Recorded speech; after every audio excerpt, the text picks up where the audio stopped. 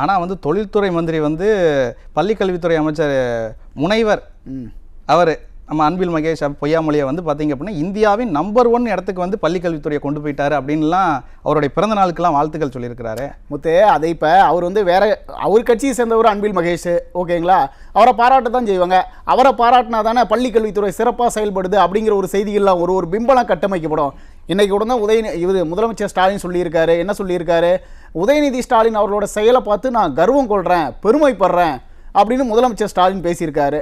உதயநிதி ஸ்டாலின் எந்த அளவுக்கு பணி செய்கிறாரு, அவர் துறை எந்த அளவுக்கு கவனிக்கிறாரு அப்படிங்கிறது மக்களுக்கு நல்லாவே தெரியும். பெருமைப்படுற அளவுக்கு கர்வம் கொள்கிற அளவுக்கு என்ன செஞ்சிட்டாரு நீங்களே சொல்லுங்க பாப்போம். ஆமாங்க, அமைச்சர் எம்எல்ஏவாக இருந்தார், அதுக்கப்புறம் அமைச்சராக மாறினார், இப்போ துணை முதலமைச்சராக இருக்காரு.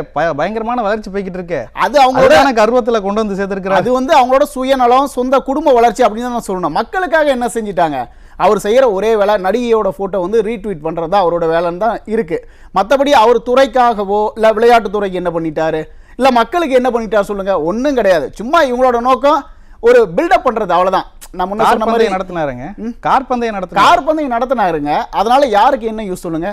அதனால தமிழ்நாட்டு மக்களுக்கு ஏதாவது யூஸா, இல்லை மாணவர்களுக்கு ஏதாவது யூஸா, விளையாட்டு வீரர்களுக்கு ஏதாவது அதில் பயன்பெற முடிஞ்சதா சொல்லுங்க?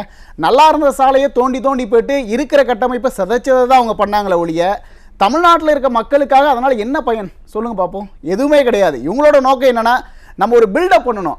திமுக வந்து பில்டப் பண்ணி தான் இந்த கட்சியே வளர்த்துட்டு இருக்காங்க. அதுதான் இவங்களோட நோக்கமா இருக்கு.